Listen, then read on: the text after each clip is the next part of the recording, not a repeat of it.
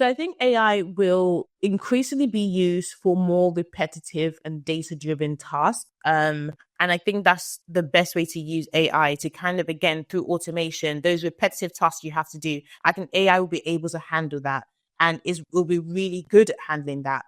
But the human creativity aspects of it, I think that will still remain essential for things such as storytelling and emotional resonance and originality. So where AI can assist with ideation, research, even drafting content, but I think humans are the one that brings the nuance, and humans are the ones that brings the empathy and unique perspective that AI tends to lack. Again, AI is being fed the information, but it lacks that nuance, it lacks that empathy that we as humans can evoke with language and evoke with different content formats.